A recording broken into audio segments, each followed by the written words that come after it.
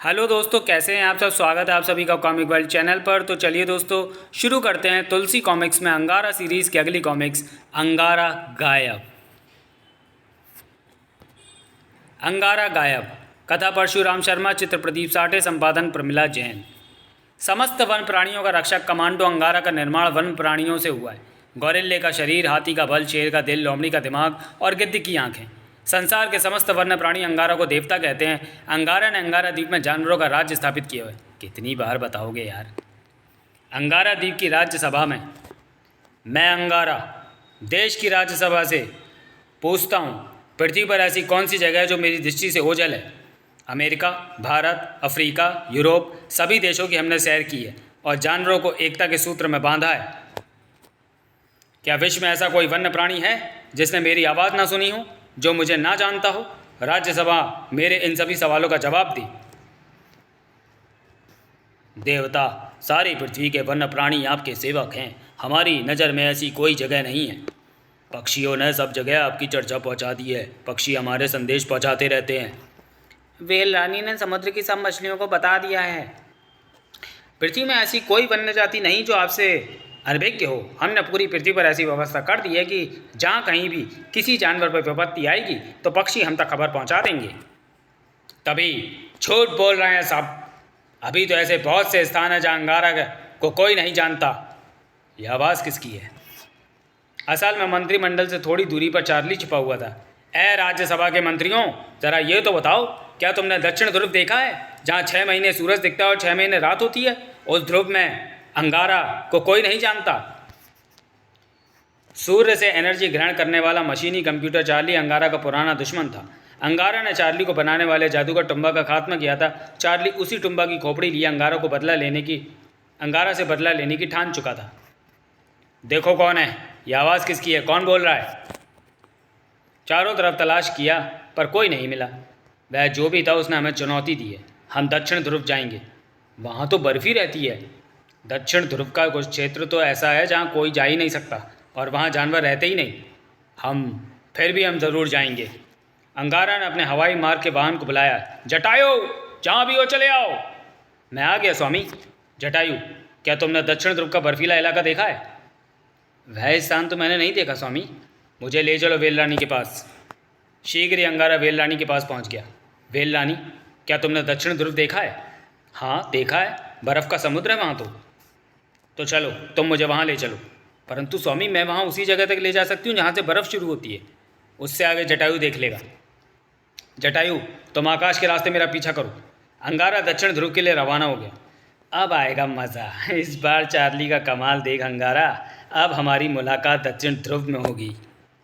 कसम जादूगर टुम्बा की, इस बार मैं कोई गलती नहीं करूँगा। अब की बार कुश्ती आर पार की लड़ी जाएगी। दक्षिण ध्रुव में इस वक्त दिन ही दिन है। रात के अंधेरे का लाभ अंगारा को नहीं लेने दूंगा, क्योंकि अंधेरे में सूर्य की किरणें न मिलने पर मैं शक्तिहीन हो जाता हूँ। मैं जटायु का पीछा करते हुए चलूँगा और बौना चार्ली भी जटायु के पीछे पीछे चल पड़ा दक्षिण ध्रुव की ओर। कुछ दिन बाद दक्षिण ध्रुव आ गया स्वामी। यहाँ तो चारों तरफ बर्फ़ ही बर्फ़ है। यहाँ कोई बस्ती नहीं, खाने पीने का कोई साधन नहीं।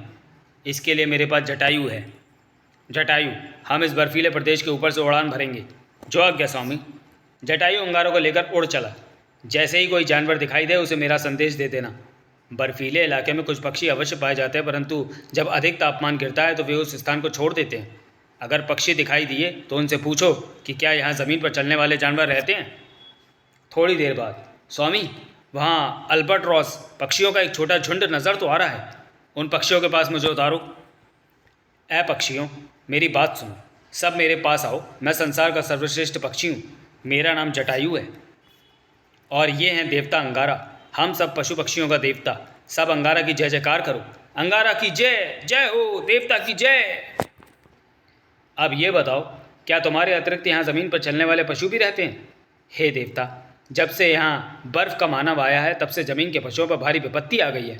हम तो डाल डाल के पक्षी हैं, हम पर तो उसका बस नहीं चलता। और हमारे कुछ पक्षी उड़ उड़कर आसपास की निगरानी भी करते हैं। हाँ, जब वह हमें पकड़ना चाहता है तो हम उड़ जाते हैं। इसके अलावा हम उसके इलाके में भी नहीं जाते। बर्फ़ के सफ़ेद भालू यहाँ बहुत थे, तेंदुए थे। सब के सब या तो हिममानव खा गया या ये अपनी गुफाओं में छिपे हैं। हमें उस भाग में ले चलो जहाँ हिममानव का आतंक है। हमारा ये साथी चौंचू बड़ा तगड़ा जासूस है, वही आपको ले जाएगा। चलिए देवता। चौंचू चल पड़ा अंगारा को रास्ता दिखाने। थोड़ी देर बाद, यहाँ से आगे हिममानव का आतंक है, इस तरफ अब कोई जानवर नहीं आता। क्या कभी आदमी नहीं आते? कभी कभी आदमियों का खोजी दल उतरता है। यहाँ तो ठंड भी बहुत है, हवा में भी सांस लेना मुश्किल हो रहा है। जटायु, तुम किसी ऊंचे टीले पर बैठकर निगरानी करो, और चौंचू जासूस, तुम उन सब गुफाओं में जाओ जहाँ जहाँ जानवर छिपे हैं। उन्हें बताओ कि अब कोई खतरा नहीं। मैं इस हिममानव को देखता हूँ। देखना यह है कि वह आदमी की नस्ल का है या पशु की। तभी ओह, ये कदमों के निशान, ये ताज़े ही लगते हैं। अंगारा कदमों के निशानों का पीछा करने लगा। अचानक ओह, ये रस्सी जैसी लिसलिसी चीज़ क्या है? कोई बर्फीला अजगर तो नहीं? इसने तो मुझे पूरी तरह जकड़ लिया। जूम, धचाक। ओह, तो ये इसकी पूंछ का कमाल था। बिल्कुल सफ़ेद बर्फ़ जैसी खाल और केवल एक ही आँख। इसका मुंह कहाँ है? ठहरो, मुझ पर हमला ना करना। मैं सर्वश्रेष्ठ प्राणी अंगारा हूँ। जटायु दूर से देख रहा था। हैं, अब तो युद्ध शुरू होगा। लेकिन हिममानव ने फिर से अंगारा को अपनी पूंछ में जकड़ लिया और ओह, ये तो बर्फ़ पर इस प्रकार फिसलता जा रहा है जैसे स्केटिंग कर रहा हूँ। मुझे अब तो कुछ करना ही होगा। इसकी पूंछ पकड़कर हाथी बल का प्रयोग करता हूँ। अंगारा ने उसकी पूंछ पकड़कर झटका दे दिया, जिससे हिममानव गिर गया। अब मैं तुझे पूंछ पकड़कर घुमाता हूँ। लेकिन वह वैसे ही पेट के बल लेटकर रेंगने लगा। ओह, इसकी पूंछ तो हनुमान जी की तरह लंबी होती जा रही है। ओ हिममानव, तू निश्चय ही पशु है, इसलिए अंगारा तेरी हत्या नहीं कर सकता। तू मेरी बात मान ले। लेकिन अचानक हिममानव ने अपनी पूंछ छोटी करके अंगारा को करीब खींच लिया और ओह, इसके तो नाखून भी बढ़ने लगे। तू मेरी खाल नहीं काट सकता बच्चों। तभी चौंचू जटायु के पास आ गया। हिममानव ने देवता को पकड़ लिया। मुझे मालूम है, तो फिर देवता की मदद करो जटायु। हिममानव को उठाकर आकाश से पटक दो। मैं देवता के युद्ध में तब तक टांग नहीं अड़ाता जब तक देवता का हुक्म ना हो। बस दूर से तमाशा देखने का आनंद उठाओ। हिममानव अंगारा को खींचकर गुफा के सामने ले आया। वाह, तो ये है तेरी गुफा।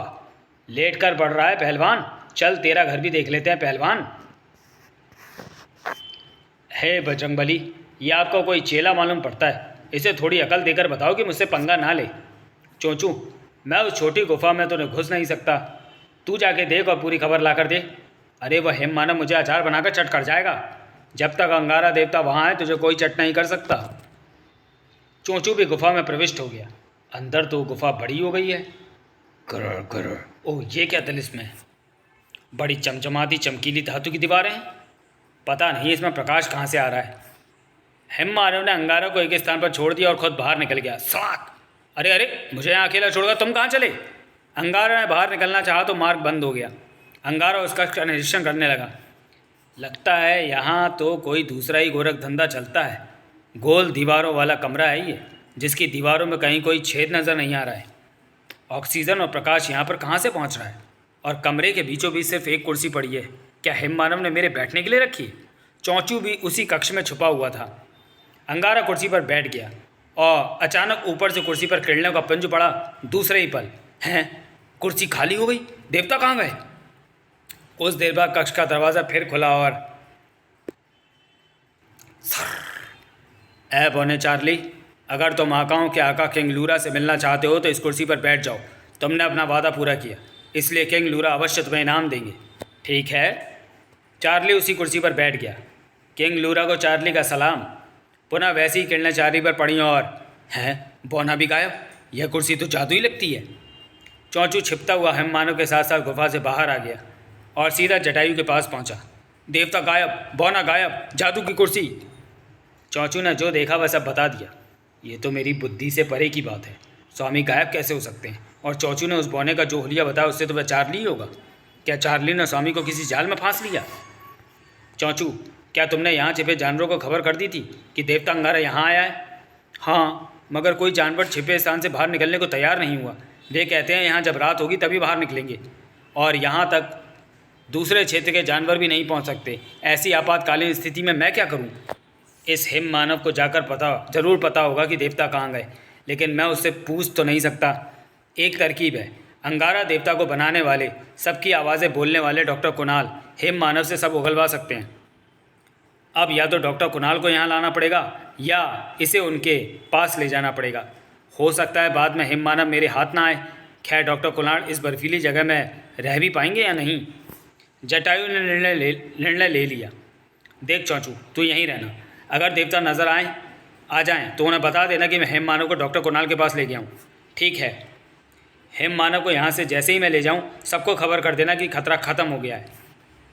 दूसरे ही पल, हैं अब तक ये मेरी निगाह में नहीं आया था, बड़ा जानदार पक्षी है। हिम मानव ने जटायु पर अपनी पूंछ का हमला कर दिया। तू मुझे क्या लपेटेगा पूंछ से? लेकिन अब है मेरे पूर्वजों ने रावण तक की खाट खड़ी कर दी थी, तू है क्या चीज़? लपेट ले पूंछ जितनी चाहे। अब तो तू फंस गया प्यारे जटायु के जाल में। जटायु हिम मानव को ले उड़ा हिंदुस्तान की ओर। भारत में महाराष्ट्र के पुणे शहर के पास एक निर्जन स्थान पर डॉक्टर कुणाल की प्रयोगशाला थी।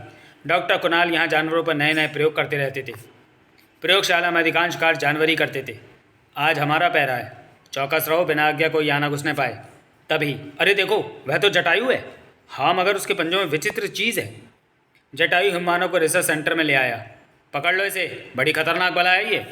जटायु ने हिम मानव को जैसे ही जमीन पर छोड़ा, घेर लो, पकड़ लो, जाने ना पाए। पूंछ पकड़ो इसकी, पूंछ। अचानक डॉक्टर कुणाल प्रयोगशाला से बाहर आ गए। ये क्या तमाशा हो रहा है? जटायु ने जल्दी सारी बात समझा दी। ओह, वैसे तुम दक्षिण ध्रुव से लाए हो? जी हाँ, ये बड़ा उपद्रवी है, देवता के देवता। मित्रों, हंगामा बंद करो। तुम कौन हो बोलो, अपनी जुबान खोलो।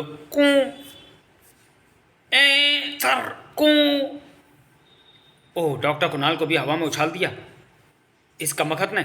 हवा में कलाबाजी खाते डॉक्टर कुणाल को जटायु ने लपक लिया। हे देवता के देवता, ये ऐसे मानने वाला नहीं। पकड़ो, मारो, देवता के देवता पर हमला कर दिया इसने, फाड़ दो। इसे बेहोशी का इंजेक्शन देना होगा। मैं इंजेक्शन की सुइयाँ इस पर डार्ट गन से छोड़ता हूँ। जटायु ने डॉक्टर कुणाल को ज़मीन पर उतारा और वे प्रयोगशाला से डार्ट गन ले आए। सक सक। जटायु, तुम प्रयोगशाला का बड़ा पिंजरा उठाकर इसके ऊपर डाल दो। जो आज्ञा। जटायु पिंजरा उठा लाया। अबे छोड़ दे, नहीं तो उठा ले जाऊंगा। नहीं मानता तो ले।